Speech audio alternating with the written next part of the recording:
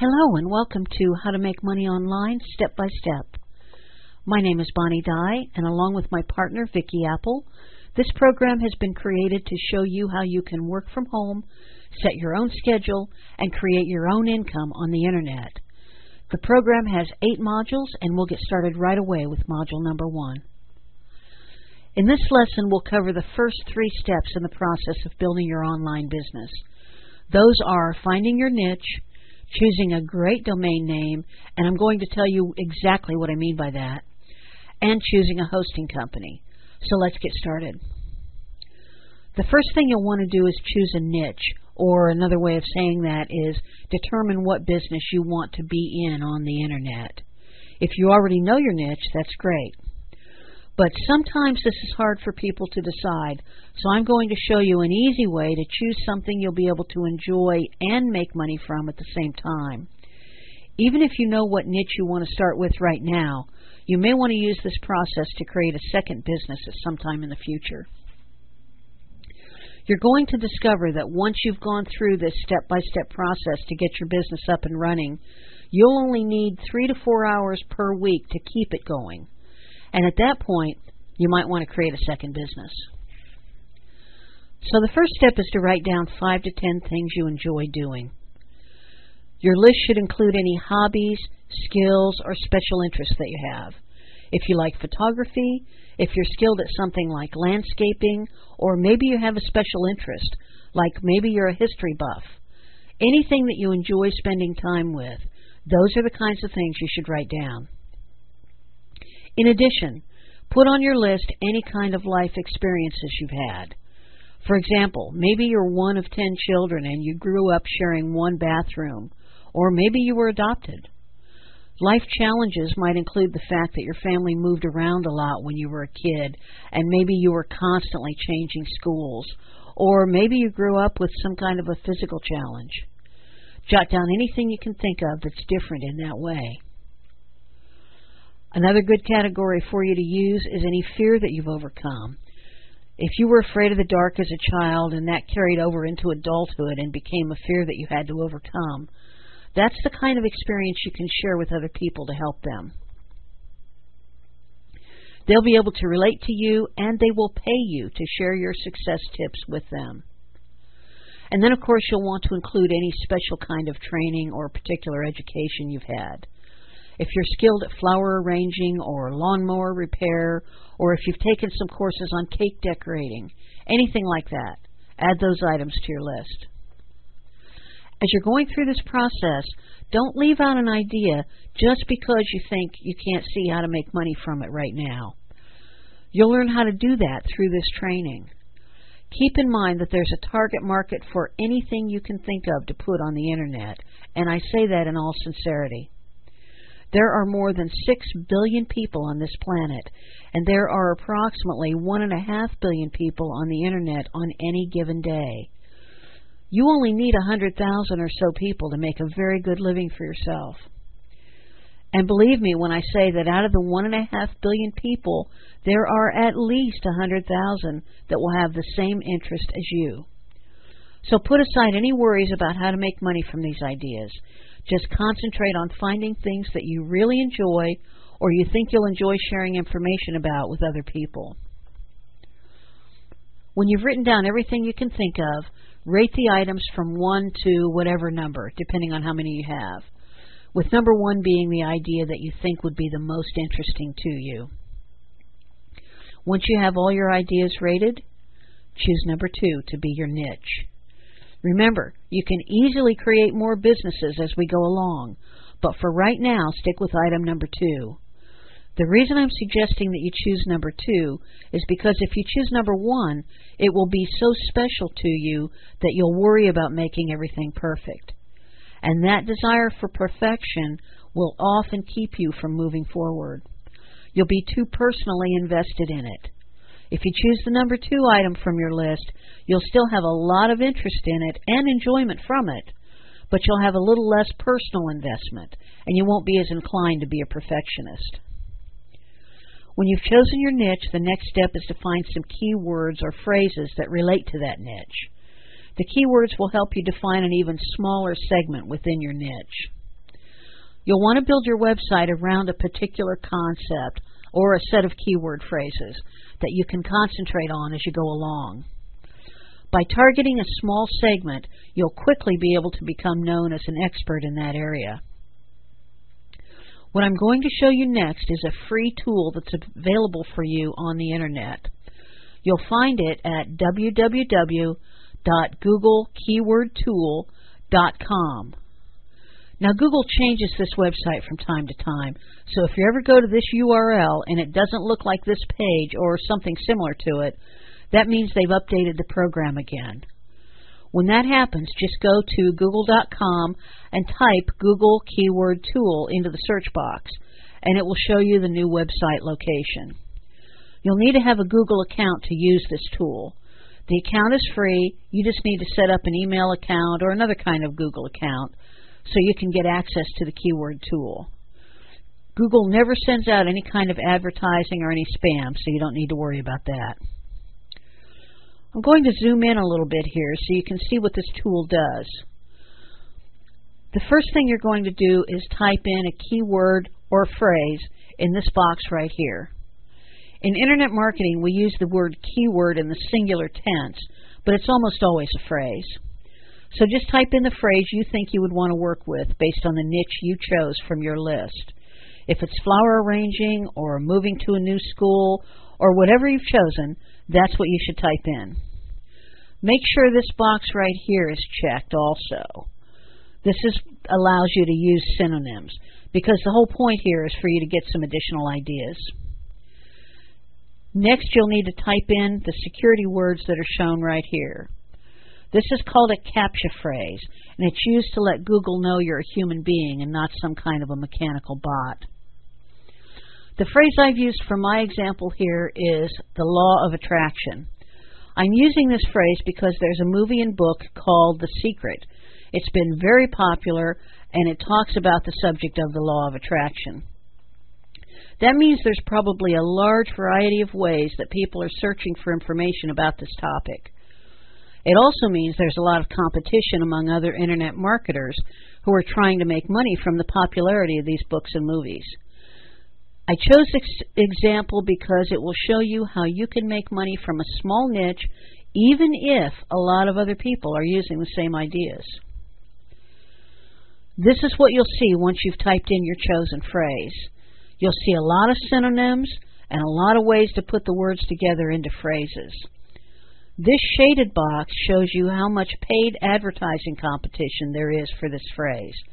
The more full the box is, the more competition you have. For our purposes of you finding a good niche and creating a website around that niche, you'll want to find a phrase in which the box is only about half full of color. That way you'll have some competition, but not too much. You don't want to choose something that has absolutely no competition, because out of the 1.5 billion people on the Internet every day, if there's not anyone who's paying for advertising, then that means there's not enough of a target market for it. It might actually be something that is so irrelevant or so tight a niche that there just aren't enough people that are interested in it. Now, like I said, you can build a business out of anything, but we want you to be able to make money fairly quickly, so you'll want to have something that has enough traffic for you to do that. As you scan down the list, concentrate on the boxes that are about half filled. When you find one that looks about right, then look at this column. This is called Global Monthly Search Volume. That number needs to be at least 3,000, which means that at least 3,000 people have typed in that exact phrase during the past month. If you don't have at least 3,000 people per month looking for your category, then again, it's not quite a big enough niche for you to get started. Having said that, let me just specify again that you can make a lot of money in a small niche. There are people making six-figure incomes with very little traffic because their niche is so specific. So it can be done, but it takes a while for that small group of people to find you. When you're just beginning, we want you to have something with a little more traffic so you can start seeing income right away. All right, so as we scroll down, we see that all of these boxes are very full. There's a lot of advertiser competition for the law of attraction. And of course you see some of the search volume numbers are small and some are quite big. So I'm going to go on to the next page. I actually had to go 4 pages into this keyword search before I found one that fits our criteria, which is approximately a half full box and at least 3,000 searches. And the one I actually found that I think will work pretty well is the Law of Attraction Basics. It's right here. This box is just a little over half full, and you'll see that the phrase has 5,400 global searches per month. That's a decent amount of people who are typing in this exact phrase when they go to Google and search. If you're someone who enjoys talking about the law of attraction, you could probably write some articles and create some blog posts on law of attraction basics. You could just make sure all the information you share is describing various ways to learn the process of the law of attraction, and your target customers will never get tired of hearing from you. They'll soon trust you as an expert, and they'll begin buying the items you suggest. As you search for your own niche, you'll see that you have a lot of choices, and you can pick one that sounds like something you'd want to talk about.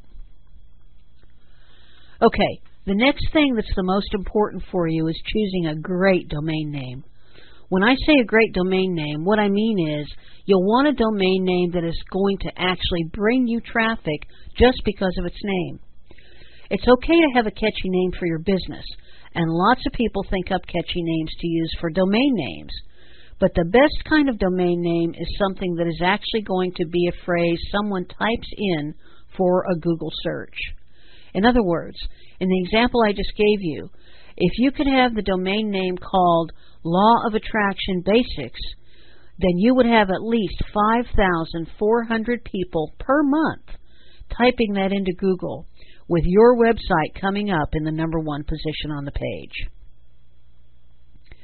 The main purpose of this kind of domain name is that it gives you automatic search engine optimization, and that's a really important part of making money on the Internet. Your domain name does not have to be the name of your company. Just because the domain name is a well-used phrase doesn't mean your company can't have a cute kind of name. Just make sure your company name is easy enough for people to remember. Here are some examples, and I have to use one of my own companies because a bad website name is something that you literally can't find. I mean, how do you search for something when it's such a bad name that you don't even know what it would be called? If you don't know it exists, you can't find it somewhere without some kind of paid advertising. And of course, that's something we want to avoid as much as possible. We want to get you started with very little money paid out for advertising, or a lot of times you can do it with absolutely zero money being spent on advertising. Okay, let me show you my example. This is a company that we still have. It's called MyChiMusic.com. And we own this company with a friend of ours who is a fabulous musician. He plays about 14 different instruments. And he wanted to create some CDs, and Vicki and I agreed that we would create a website for him and sell the music on the website. Since he was the musician, he got to name the company, and he named it My Chi because he's Native American, and the word chi in Native American refers to internal energy. The word chi also means energy in Eastern or Oriental belief systems. His music is kind of a combination of the Far Eastern style of music combined with Native American style drumming. So he felt like it was just an absolutely perfect name for the company. The problem, though, is that nobody had ever heard of My Chi Music, so we weren't getting very much website traffic in the beginning. Then we realized that we could get a domain name called Healing Sound Therapy, and that's actually what his music is about. It's very calming, it's soothing kind of music. People like to listen to it if they're trying to relax or if they're doing a meditation. So people actually search on the Internet for that kind of music. Healing music or healing sounds or sound therapy. All of those words are searched for on the Internet. So we bought a domain name called Healing Sound Therapy, and suddenly we started getting traffic from that. Even though the name of the company still was, and still is today, My Chi Music. That's what they see when they get to the website, but the domain name is Healing Sound Therapy, so they were at least able to find our website. Here's another example that was actually a pretty good one for us. We had gotten smarter by the time we had this company. This domain name is naturalpetcareproducts.com, and this company sold organic, all-natural pet shampoos and conditioners for dogs. The name of the company is Best in Show. The reason it was called Best in Show is because a lot of groomers use these products, and a lot of people who have show dogs use the products. And Best in Show is the highest award you can get in a dog show. So it was a great name for the company because people could relate to it. But it wasn't necessarily what people would type into Google when they were looking for shampoo.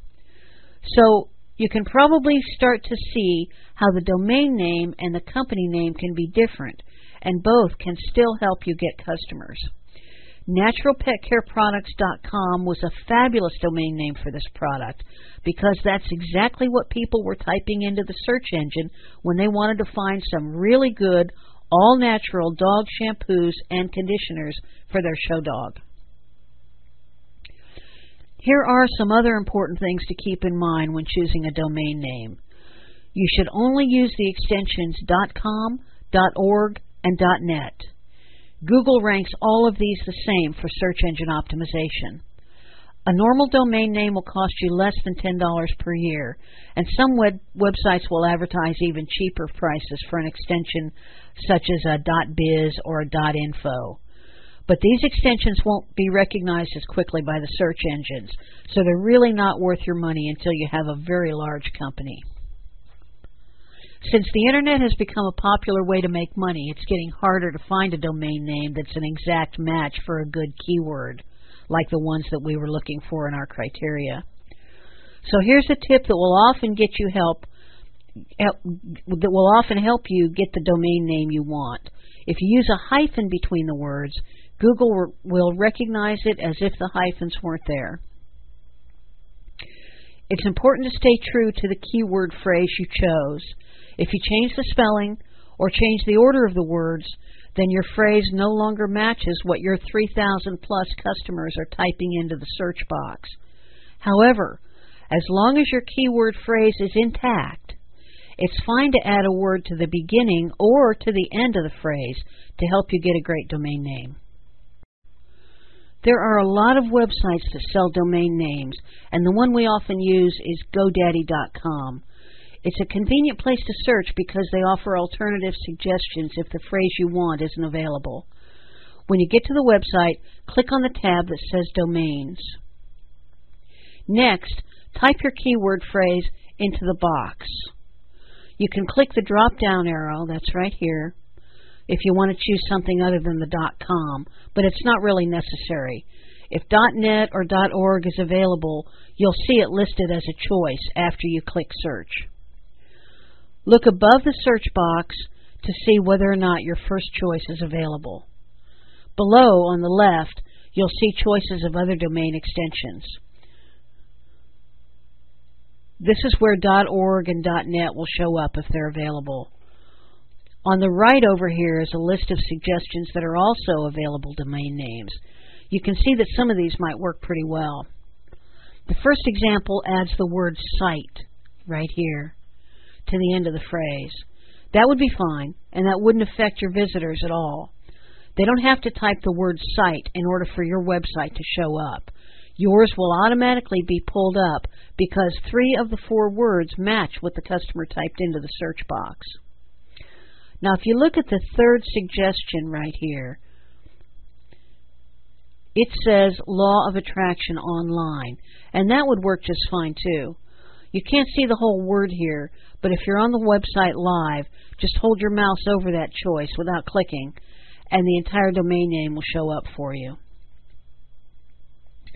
After you've chosen your domain name, the next step is to select a hosting company. The hosting company is the company that's going to house your website. You'll want a company that offers good customer service and that has a good reputation for not having service outages.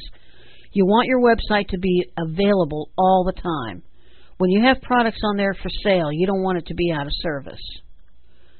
Back in the early days of the Internet, it was not at all uncommon for a hosting company to be down for 4 or 5 days or even a week at a time. That doesn't happen very often now, but you still want one that's not down for even 1 to 2 days at a time. There are a lot of websites that will give you lists of hosting companies, and you can do some comparisons. One that I like to look at is called webhostinggeeks.com.